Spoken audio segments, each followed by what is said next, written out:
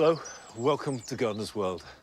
I love cow parsley, and round about the middle of May, it is one of the great glories, not just of this garden, but of the English countryside. But it is also a bit of a thug. It's become a weed here in the spring garden. And whilst I don't want to get rid of it, I do want to slightly thin it out because other plants struggle to compete with it. Mind you, you'd be pushed to find anything that would swamp the crown imperials. These are the kings of the garden this Easter. But you don't have to look very far for delight at this time of year. The garden is just filling with glory. Mind you, it's filling with work too. And that's just as well, because we have a full hour in which to relish the garden this Easter time. On tonight's programme, Nick Bailey has got all you need to know to get your lawn looking immaculate for the season ahead. We pay our first visit to Adam Frost's garden, and he's focusing his attentions on creating a large herbaceous border.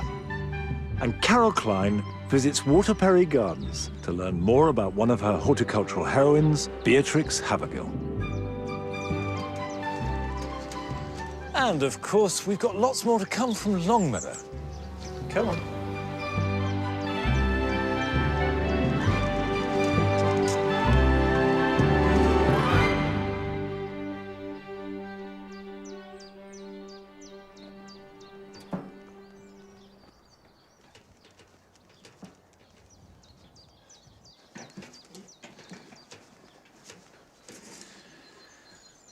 The new fruit garden is now fully structured. I've cleared the turf off this square area in order to grow as many different fruits as I can to create a kind of fruity garden that will be ornamental but really productive, and also to grow fruit in a limited space. So I've got cordons of apples and pears growing on the low fence all the way around the outside, and that makes a kind of fruity hedge. Now I've got the structure for climbing plants. Blackberries, tayberries, loganberries, I can start planting those. In terms of the structure, it wants to be at least 6 foot high. So if you're using posts, these are 8-foot posts, which are 2 foot in the ground. They're also chestnut. In practical terms, chestnut rots very slowly in the wet, but you can use metal if that's what you want, and you can certainly grow them up against a fence, as long as it's nice and strong and 6 foot tall. But I have used these wires because you do need strong support for these plants. So it's 12-gauge galvanized wire with strainers at both ends, which means you can tighten it because wire inevitably slackens. Right, I'm going to start with a tayberry. Tayberry is a cross between blackberry and raspberry, which was made in 1979. And they're an improved version of the loganberry, so that they are big fruit, they're juicy, they have the vigor of a blackberry, but a lot of raspberry about them, and the fruits, of course, are bright red. But I will only plant one to each bay.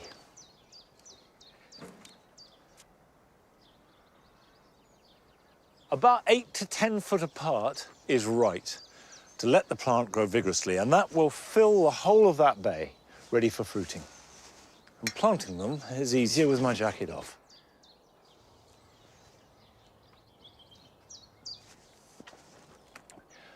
The ground has been dug and some compost rotivated into it. But what you do want is quite good drainage. So if you've got wet, heavy soil, you may need to add some grit or sharp sand, and any organic matter is going to help. I have got some mycorrhizae, because that will help them get away. We add a little bit onto the roots, like that, a little bit in the bottom of the hole to get them away. That little plant will grow new shoots from the base. We won't get any fruit this year. The shoots that grow from this will give us fruit next summer. So I'm just going to have to be patient with that. Tayberries are not easy to get from a supermarket because they're not really grown very much commercially, and they're ideal for growing at home. And I think they're absolutely at their best as a jam.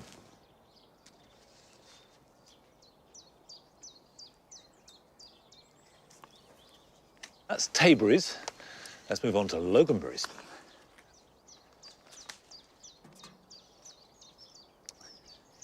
Loganberries were an accidental hybrid, and it was the raspberry and the blackberry that produced the loganberry. They're large, deep red fruit produced in July and August. Not as good as a really good raspberry to eat fresh, but when cooked in any form, stewed, crumbled, jam, they are delicious. They don't need full sun. You can grow these on an east or even a north fence or wall if you want to.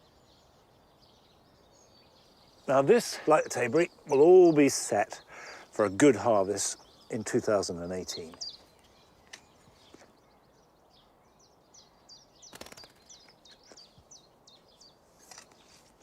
There are a surprising number of cultivated blackberry varieties, and the advantage of growing them is the varieties tend to be much less prickly, the fruits are bigger, and they're earlier too. You can have blackberries at the same time as raspberries and tayberries and loganberries.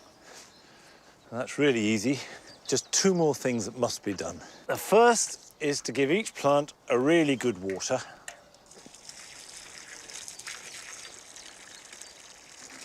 Like that. And then do mulch them. A really generous mulch will suppress the weeds, keep the roots cool as they grow, and gradually will be worked into the soil, and that will help soil structure. Now, this is a project which has taken quite a time to get going and will take a year or more to come to fruition in every sense of the word. But Nick Bailey is starting a series of weekend projects that everybody can do. And he sets out with how to make the most of our lawns.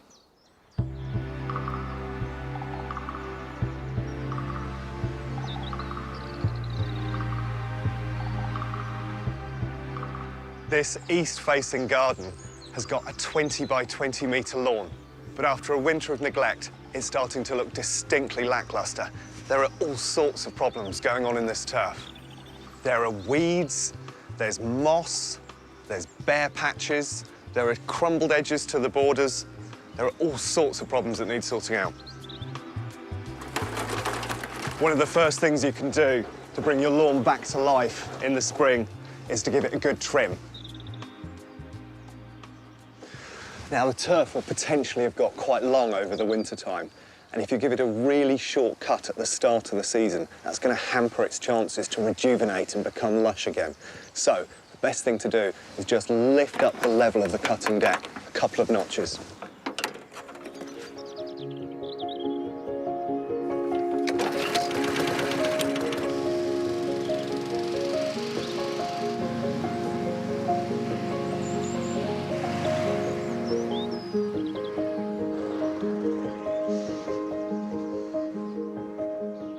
Now, regular mowing will take out most of the nasty annual weeds that you get in the lawn, but there are certain perennial weeds that the mower isn't going to eradicate. There's two different ways of dealing with them. Some people choose to use a weed killer specifically for the lawn. I would always rather remove them by hand. Now, the key thing with these perennial weeds, such as thistles, plantain and dandelions, is that lots of them have a really long taproot. And it's really important to get that out if you don't want them to reoccur in the lawn.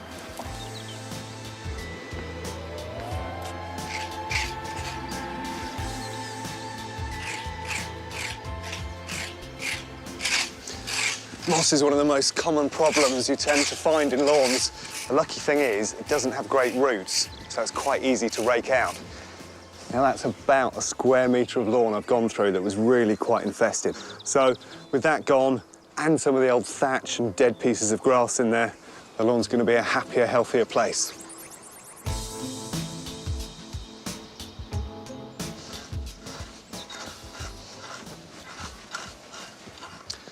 This is a typical sort of problem that you'll find in any garden that's got overhanging trees or shaded areas.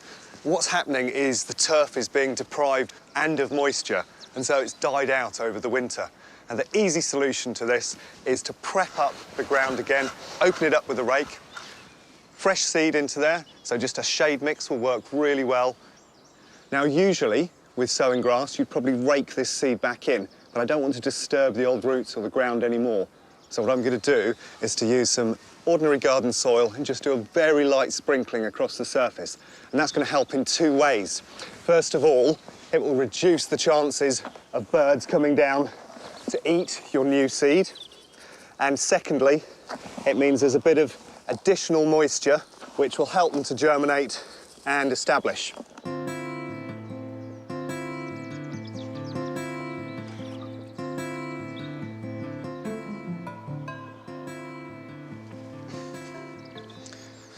Repairing damage to the edge of a bed like this is notoriously difficult. So there's a tried and tested technique that's virtually guaranteed to work. All I'm doing is cutting out a standard piece of turf, much bigger than the actual piece of damage. And then here's the trick. All you need to do is simply flip the piece of turf round.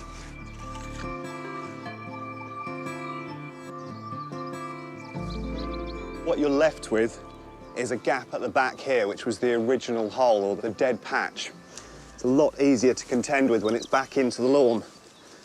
And so you can just scavenge a bit of soil from the bed, and then I'm just going to use a standard ryegrass, sprinkle over those gaps, and then all you need to do is keep it well watered over the first few weeks.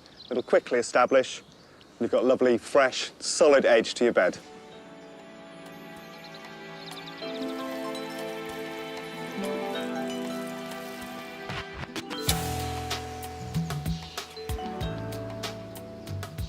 The good old garden fork works brilliantly to aerate a lawn. And what it does, if you work in rows across the lawn and gently open it up, is it means that water, air and nutrients get down to the grass roots, and the whole lawn will appreciate it and grow so much better.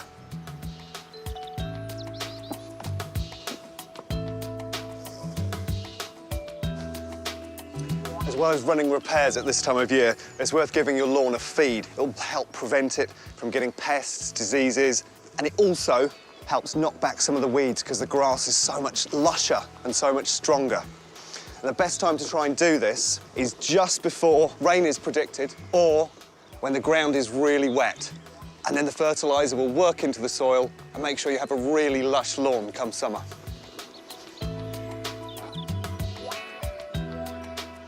We might not all be huge fans of lawns, but taking a few hours at this time of year to feed, weed and repair will virtually guarantee that you'll have a lush patch that you can lie out on in summer. And that's got to be worth it.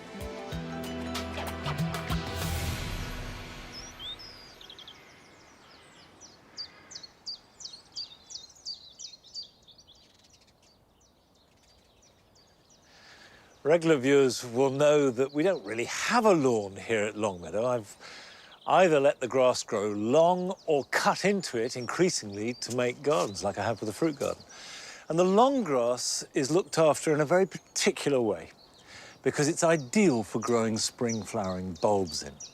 The bulbs go in and start flowering in February with the first crocus, through to now with fritillaries, and in between we have an awful lot of narcissi. They are allowed to die back naturally. Now, in the case of crocus, that's at least 6 weeks. And essentially, we don't cut the grass till July, and then we mow it like a lawn. And by the way, this used to be a mown lawn for years. So it's very easy to then have long grass. And I like that mix of long grass, flowers, and then short grass for the second half of summer. And at this time of year, I do get a lot of letters about lawns and the problems that may go with them. And that's matched almost as much by letters about hydrangeas and the problems that may seem to appear with them. However, my guess is that Roger Butler doesn't see any problems with hydrangeas at all because he adores them.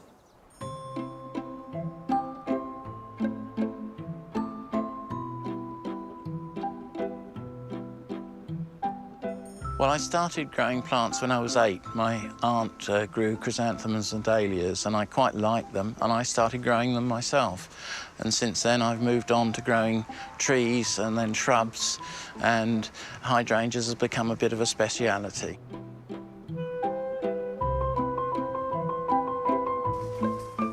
The interest in them commercially sort of exploded about 8–10 years ago, and for 5 years we've been expanding our range and growing more and more different types, and I think we've picked a winner. They're not Granny's plants anymore.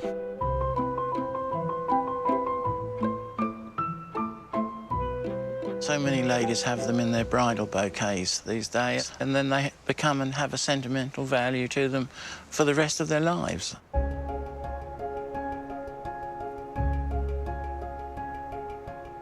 They give such a wide range of colour. You know, they start flowering naturally in the spring, and you've got colour right the way through till the autumn, and you can actually cut and dry the flowers, so they have a real long lifespan in the garden. The bunch of hydrangeas that I've just cut features some mop heads, which is this type of hydrangea, and 2 lace caps and 1 double-flowered variety. This one here is a mature flower of a variety called Berlin. The next one here is Glam Rock, which was the plant of the year a few years ago. In America, they call it pistachio, which I think is quite appropriate. I've got a small petalled variety, which is Aisha, again a mop head. This is Rottelkirschen, a German variety, lace cap, very nice, reliable, quite easy grower. In England, lace caps sell better than mop heads, and on the continent, they struggle to sell the lace caps, and everyone wants a mop head. But I like them all.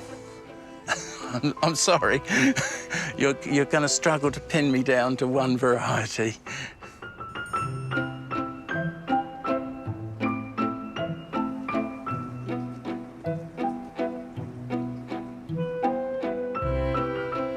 Well, the unusual thing is that the soil decides the colour of the plant, and these 2 plants here are the same variety. They're Magical Revolution, and the only difference between these 2 plants is the compost that they're grown in.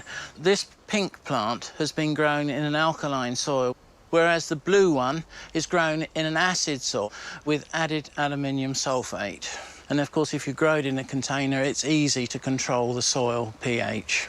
And if you plant them in your garden, it's pretty much pot luck as to what colour they'll be in the coming years. They'll probably say blue or pink for the first year, but as the soil affects them, they'll go to whatever the soil type allows.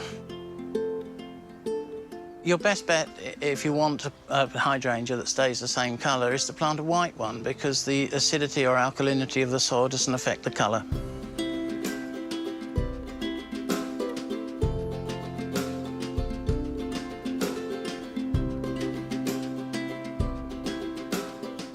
The word hydrangea comes from Greek, and it comes from 2 words, one of them for water and the other one for vessel or container.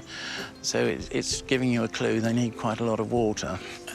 If you want to grow the very best plants, they need to be in slight shade, in a very organic compost, and they are quite hungry. They need quite a lot of feed. Hydrangeas don't grow very well on very alkaline soils, but if you have got a slightly alkaline soil, sometimes you will find the leaves go yellow, starting at the veins and spreading through the whole leaf. This can be rectified by watering them with liquid seaweed.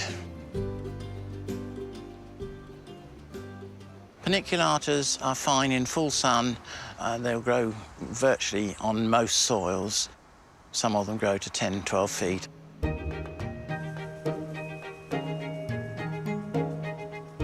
When all the plants are looking nice, I feel very satisfied with what everybody here has achieved. I love my plants, and I grow a lot of plants. My wife sometimes says to me that I won't sell some of the plants on the nursery because I like them so much, and she's right. She's absolutely right.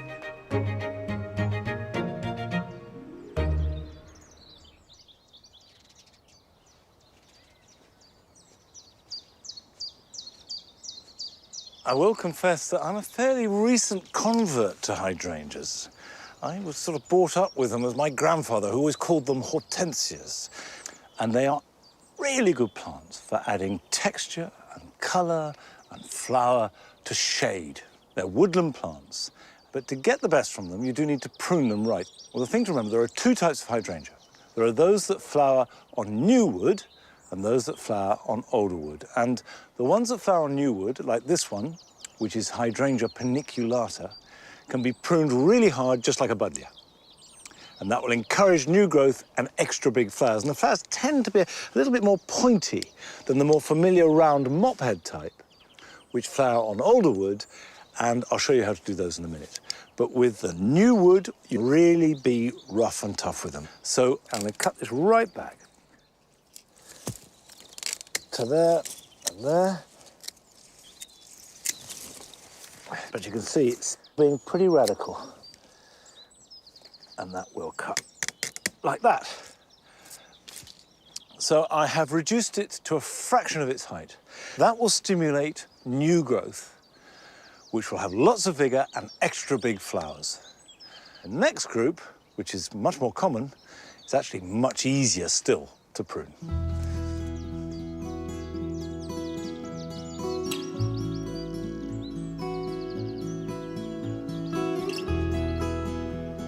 Nothing in the garden matches this pear. This is a Perry pear. And when it's fully grown and covered in flower on an April day with a blue sky, really, it matches anything in the world.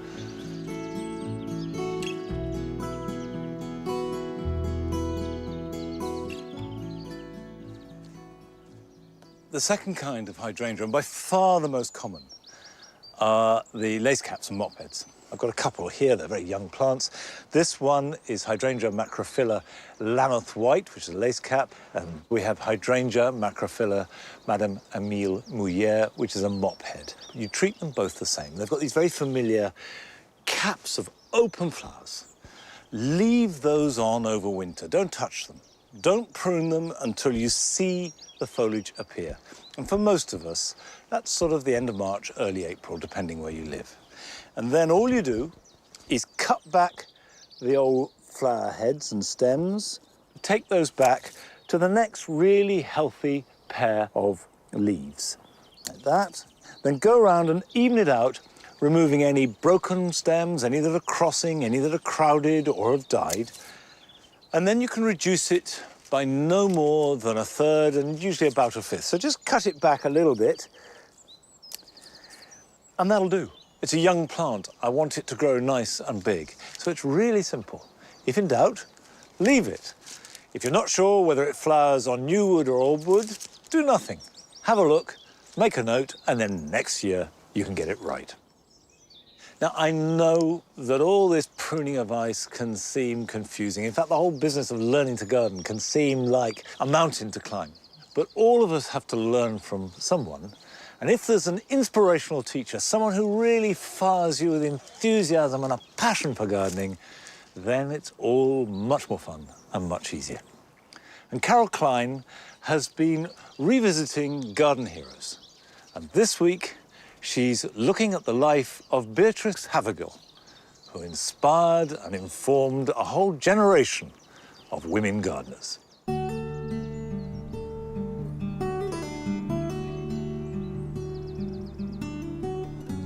Beatrix Havergal was born in 1901 in Norfolk, daughter of a clergyman. She was thrust into a world about to be torn apart by the First World War. She loved music, but her first passion was horticulture.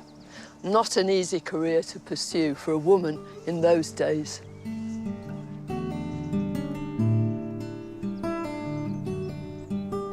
Beatrix started gardening with the Women's War Agricultural Committee. By 1920, she'd passed her horticultural exams with honours. For Beatrix, education meant freedom. In 1932, she established the School of Horticulture for Ladies here at Waterperry Gardens in Oxfordshire. The school was set in 8 acres of landscaped gardens. But Beatrix's mission was to teach women not only the craft of gardening with flowers, shrubs and trees, but also how to cultivate fruit and vegetables and to tend the land. Mary Spiller was one of her students and came back to teach and manage alongside Beatrix. So, Mary, you knew Beatrix very well. What was she really like? Oh, she was wonderful, really. Very formidable to look at. Broad shoulders, tall, and quite imposing, and talked the whole time. And I know of one farmer, he said he wanted something, and he said, well, tell her. Oh, I wouldn't dare, he said. But, you know, she was really sweet inside, really quite sentimental. And she would help her students if they... I know there were several occasions when she helped to pay their fees because they couldn't afford it and things like that. And she was always interested in what you were doing. But you had to do it well. Yes. You were expected to achieve. She was a great one for perfection, wasn't she? Absolute perfection. Everything had to be right. Every line had to be straight. Planting an acre of Brussels sprouts in the West Field. Not only were the rows had to be straight, the squares had to be straight, the diagonals had to be straight too. So they're on a complete matrix. Absolutely. But you see, it was sense, because if you were hoeing with a mechanical hoe, if the rows were crooked, you'd cut them off. But it seemed a bit fussy at the time. Yes, I'm sure. The herbaceous border that Beatrix created was used as a play learned by her students. It's still one of the most admired borders in the country. So what kind of tasks were you expected to perform in this long border?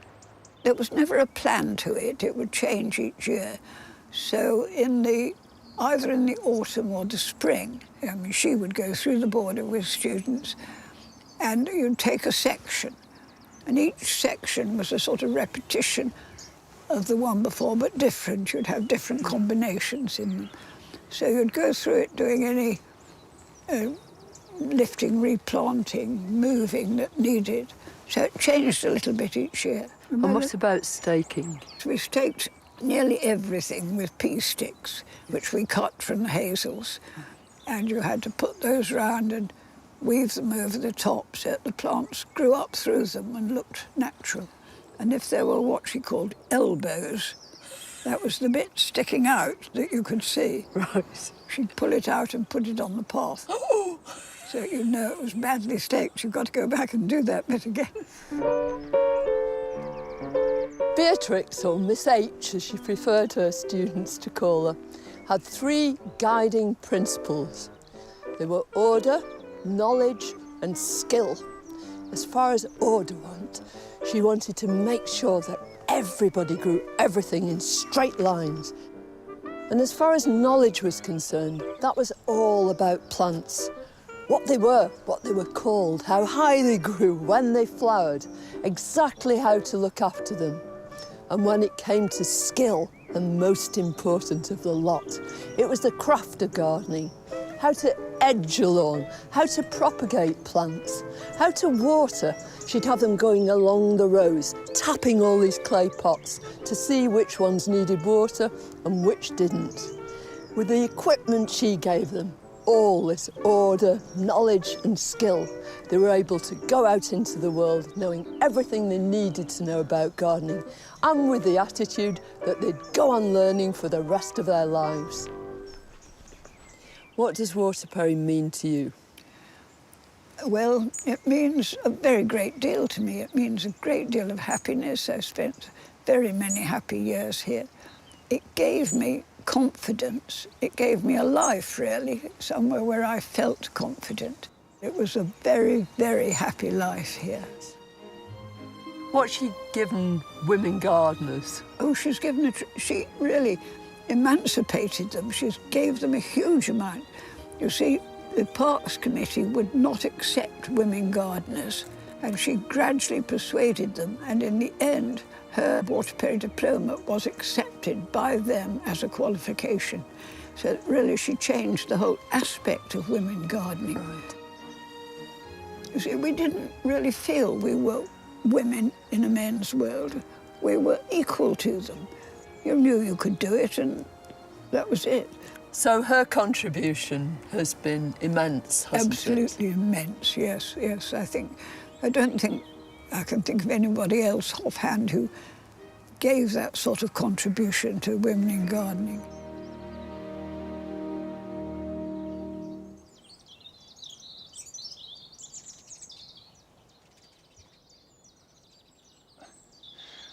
I don't know if Beatrix Hathegor would approve of the distinct wonkiness of my bean sticks. And did you know that Mary Spiller was the first woman presenter of Gardener's World?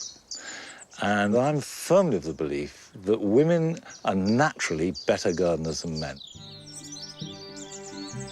Now, if anybody has inspired you and is your gardening hero, we'd like to hear the story. And you can contact us via Twitter or email, Facebook. You can put pen to paper. There we go. That'll support the beans.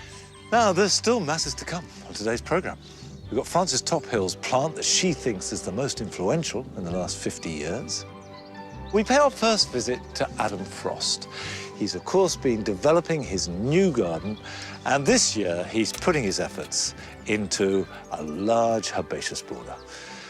And, of course, Easter is the time, above all else, when garden centres open their doors and people flock to them by the millions. And Flo Headlam pays a visit to a garden centre with a difference.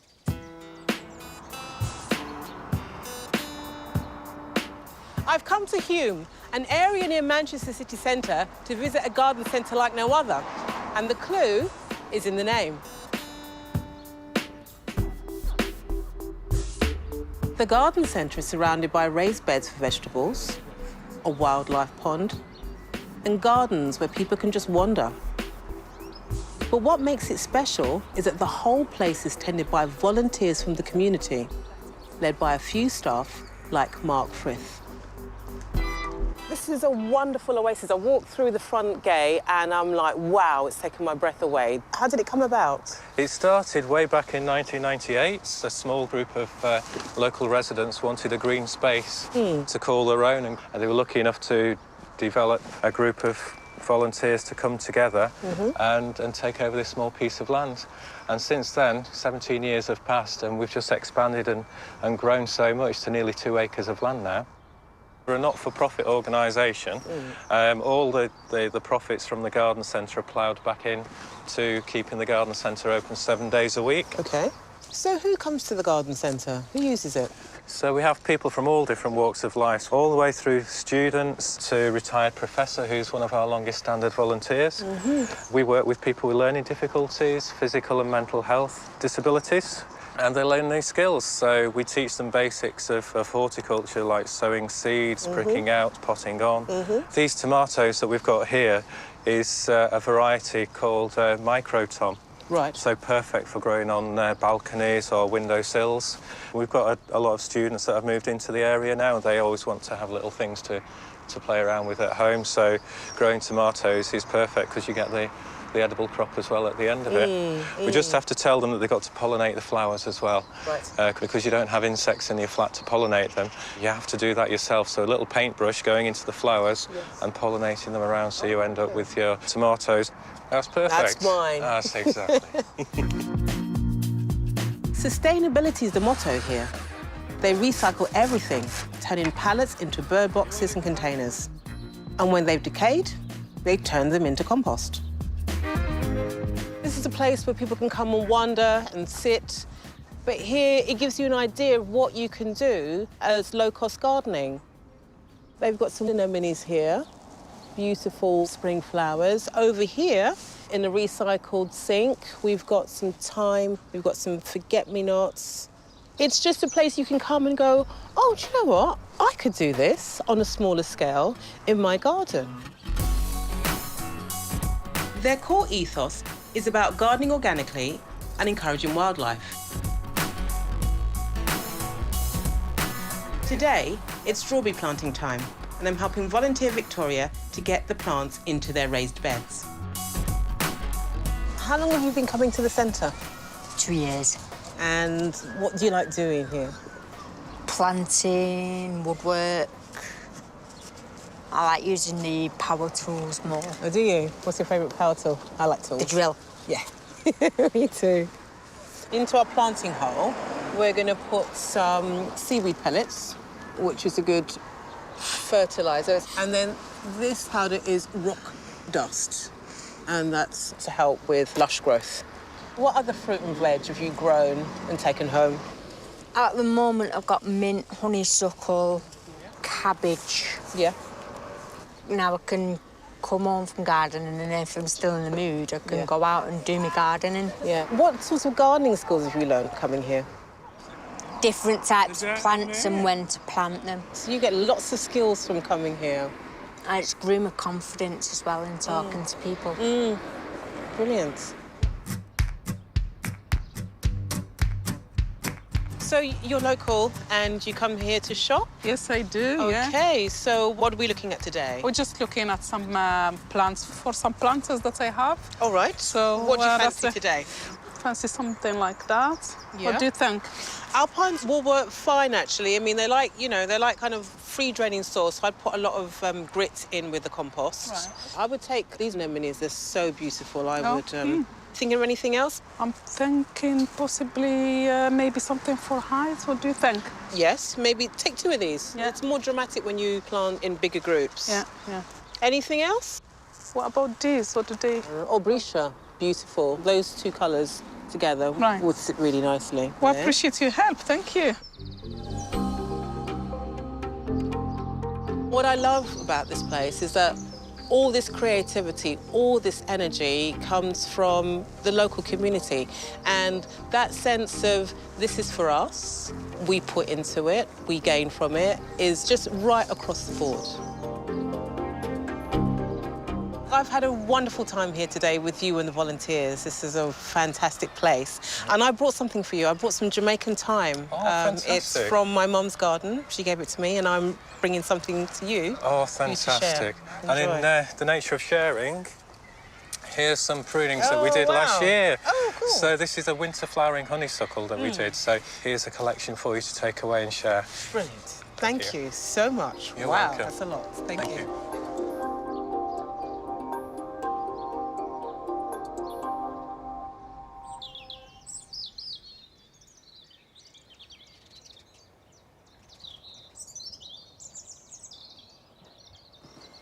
Garden centres, and especially at this time of year, can tap into that incredible power of gardening to heal, to nurture, to foster a community spirit, whether it's just 1 or 2 people gardening together or a community at large. It really does work. Now, coming into this propagating greenhouse this time of year is dipping into the brain and the heart of the garden. This is where everything is happening. Seeds are germinating, seedlings are coming through and then pricked out and put into plugs and pots and grown on. We've got overwintering plants ready to go outside. And for a few weeks, it just really is all concentrated in here. Mind you, we have to move things on. So, for example, these tomatoes are almost at the point where they're ready to go out. You know, tomatoes are our most popular vegetable. Perhaps one of the most significant plants that we do grow in our gardens. You'll have an opinion on that, but this week it's the turn of Frances Tophill to express her opinion on what she thinks is the plant that's had the greatest impact on our gardens over the last 50 years. I would like to champion chilies. It's a great representative of our ever-expanding gardening and culinary repertoire. In the last half-century, travel has not only expanded our horizons, but it's widened the range of food that we love to grow. We've taken the humble chilli to our hearts here in Britain, and who can blame us? With a vast array of colours and varying strengths, they can be huge, they can be tiny, but nonetheless fiery. And they're so easy to grow too. Either from seed or as potted plants, they can grace our windowsills in winter and our veg patches in summer. And you don't even need a garden to grow them, which for me, as a gardener with a very small garden, is a great asset. they have stood at the helm, charging into our kitchens, our gardens, and into our hearts. And that's why chilies are my choice for the Golden Jubilee plant. Now, you might agree with Francis that chili represents the biggest changes in our lifestyle and gardening over the last 50 years, or you might not. That is up to you to decide, and you will get your chance when all 10 presenters have made their case, and then we will be giving you a chance to vote. But that will come later on in the year. Chilies take a long time to germinate and grow. However, there are a whole batch of tender vegetables that grow fast as long as they get enough heat. So if you sow them now over the next month, grow them on, protect them, and then when they're big enough, plant them out round about June at some stage, depending where you live. The nights will be warm enough for them to grow away quickly, and then you'll get a good harvest.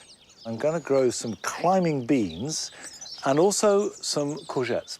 Courgettes can be planted out round about the middle to the end of May. So start them now. First is Gold Rush. Lovely, bright yellow fruits. Quite easy to grow, as long as it has rich soil, plenty of water.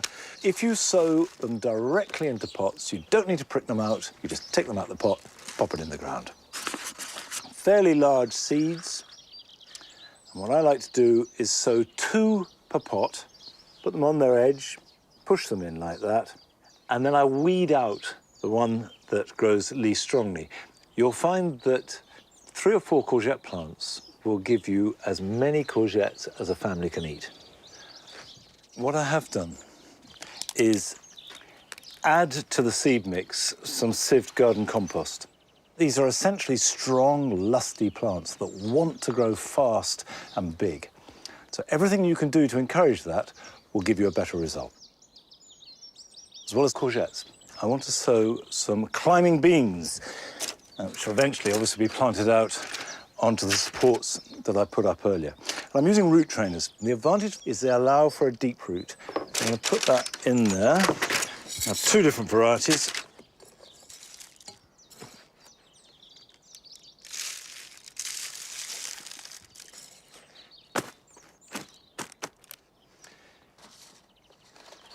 I've got a familiar variety I always grow called Blauhilde. They have these lovely purple pods. And I'm going to sow 1 bean for each root trainer. Just drop them on like that. Just cover them over. Label them. That can go in there. And this is a variety called Neckar Gold, which has golden yellow pods. So we've got the purple on one side, gold on the other. These are plants that look terrific. You could certainly grow them in the border and they would hold their own with any flower.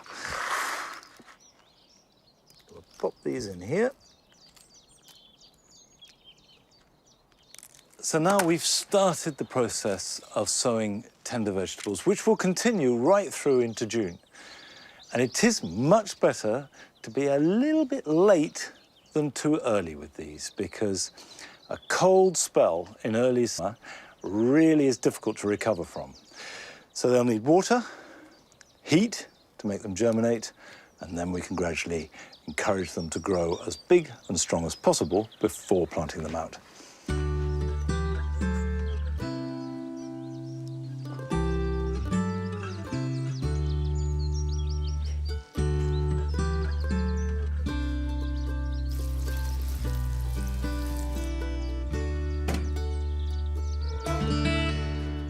Last year, we watched as Adam Frost created his new garden.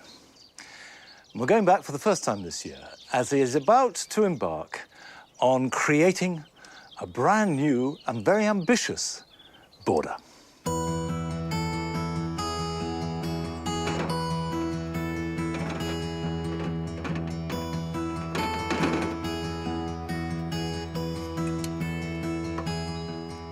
You know, we've been here nearly 12 months, and it's been fantastic. What a 12 months it's been.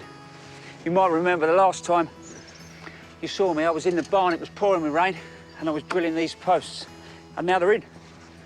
So all I've got to do, really, fix this rope, and then I can start thinking about the roses I'm going to plant. Veg garden's done. That's now crying out for veggies. And front garden, actually there's a little bit of furniture out there now, that breakfast terrace. We can go out there and enjoy a cup of tea in the morning.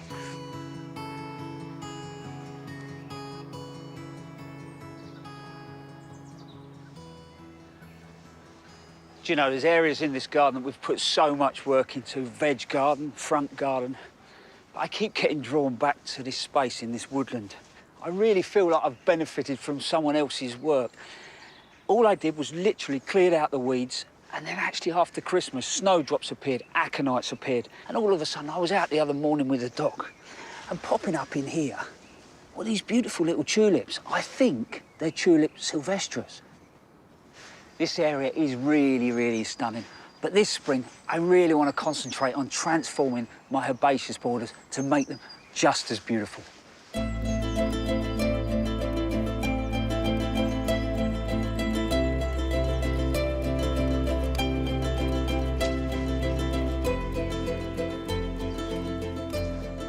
So I've got these fantastic borders, lovely big south-facing border, and my west-facing border. At some point, these are going to be absolutely rammed full of wonderful herbaceous plants. But the problem is here, though, it's full of bindweed, which, you know, as a gardener, it's one of the most depressing weeds you can have. It grows through things, up things, tangled itself around. You only need the tiniest little bit, you know, and it'll just spread itself around. So I'm going to work my way through. I'm going to clear all of the border, and I'm going to cover the border then with black plastic, and then I'm going to mulch on top of it. You reduce the light, and it dies. But what I don't want to do is I don't want to lose the herbaceous plants that are in here. So the plan is to start lifting things. I'm going to put them in pots, put them to one side, keep them there for the season, and make sure none of that bindweed is in that plant before I reintroduce it back into the garden. Geraniums, probably actually one of my favourite herbaceous plants, and so easy to divide. All I've got to do is literally chop through. Check it through for bindweed.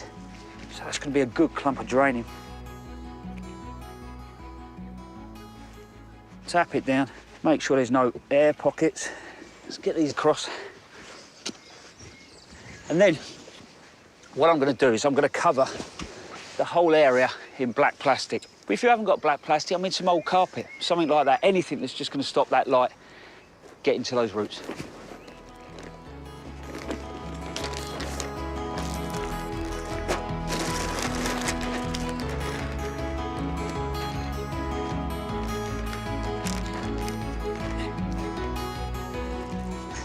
I'm obviously just breaking this down in sections, you know, as this is a big old job. But if you've got a small garden, covering it up with this plastic is ideal, really. But obviously it's not going to look great. So I've put mulch on, but you could use bark, you could even use gravel, and maybe even arrange, you know, a few pots. Job done.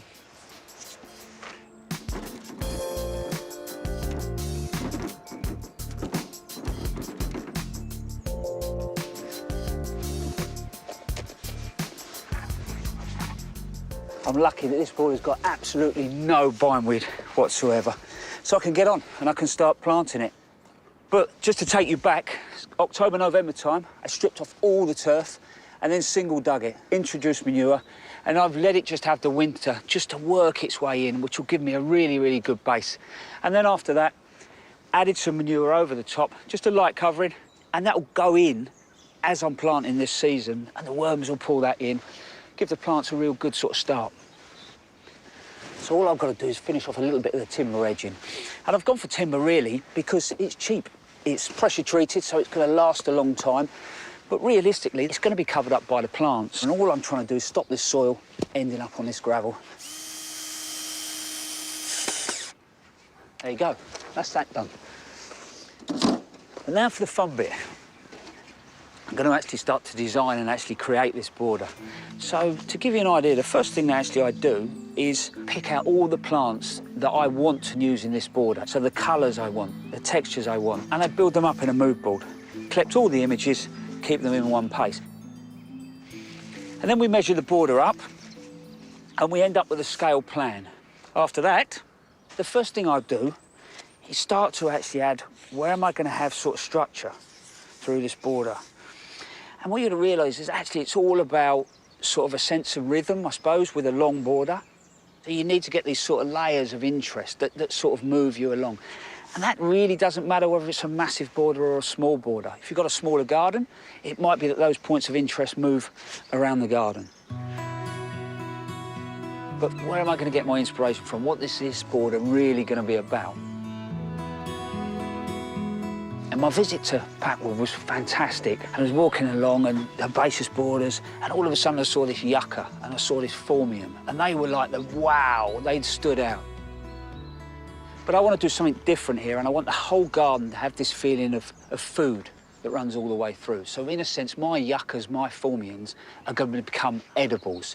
So though it's going to be a stunning herbaceous border, well, hopefully it will be, it's going to have these edibles. So, you know, you're going to be out walking herbaceous border, it's going to change through the seasons, and you're going to have to pick from it and actually then start to use it in the house. But today, what I want to do is actually get the planting in the back of this border. I'm going to add some vines and I'm going to add some more fruit.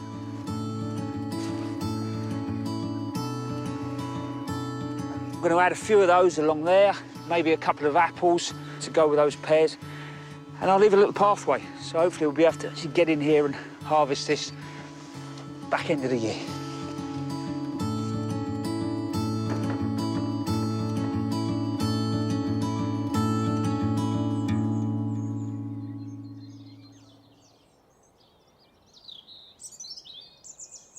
Well, boy, do I share Adam's pain about bindweed. Here in the Jewel Garden, we got bindweed quite badly, and 6 years ago, we took out every single plant and dug it over inch by inch, taking out every last spaghetti-like thread of bindweed root. You really, really do have to attack it because bindweed is not the gardener's friend. However, once you've got your bindweed-free borders planted up and the herbaceous plants growing lustily, they will need support. Lots of things you can use. You can use strings, you can use canes, you can use pea sticks. But here at Longmeadow, we tend to use metal supports, and we make them ourselves. We buy 6mm steel rod, which you can get from a steel factor. And if that sounds like some obscure supplier, it's not. They're all over the country. Look them up. These are 2.5-metre lengths. And the cost of this is going to be about £1.50. You then need a circular, solid surface. Now, a tree trunk does this really well. You can use an upturned flower pot. I'm going to use this ball here. Line it up so it's roughly in the centre, and just bend it round like that. So you have got a hoop. That's the first dimension. Put them on a hard surface with a board over the top.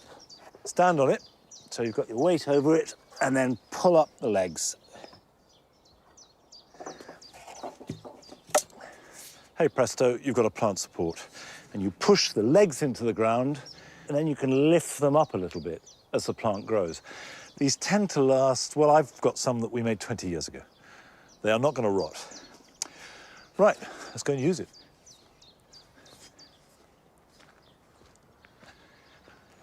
Whatever you're using to support, the key is to hold the plant up, but not to constrain it. It shouldn't look as though you've done anything at all. So with things like this cardoon, which can be pretty floppy, push them into the ground like that, and try and do it so that the plant looks natural. It doesn't want to look corseted or constrained, just gently supported. And the time to support a plant is before it needs it. Now, the weather is glorious today here at Longmeadow. It really couldn't be better. But it can turn on a sixpence. And if it does, plants get bashed, however carefully you support them. So let's see what the weather has in store for us gardeners this Easter weekend.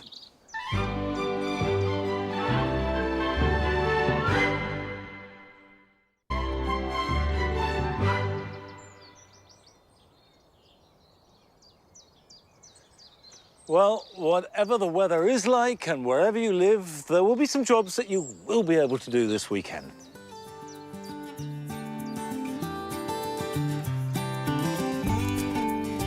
For most of us, daffodils are coming to an end, and they're busy forming seed heads. But this takes energy away from the bulb and next year's flowers.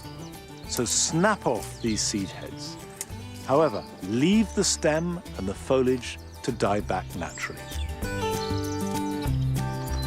It can feel as though the weeds are growing faster than anything else in your garden at this time of year.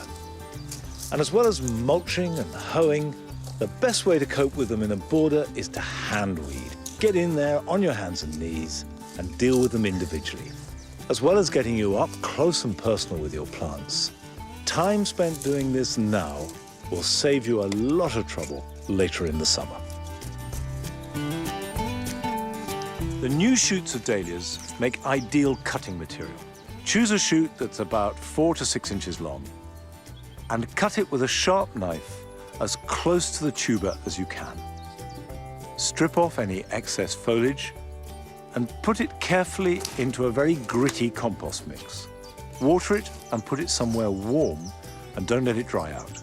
And it should form roots in a few weeks' time.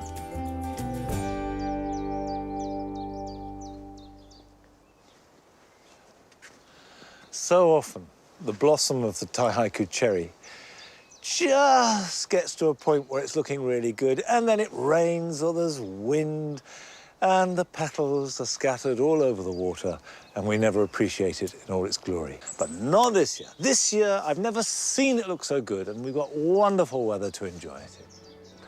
But I'm afraid, whatever the weather, there's no more time today. But I will see you back here at Longmeadow next time. Till then, bye-bye.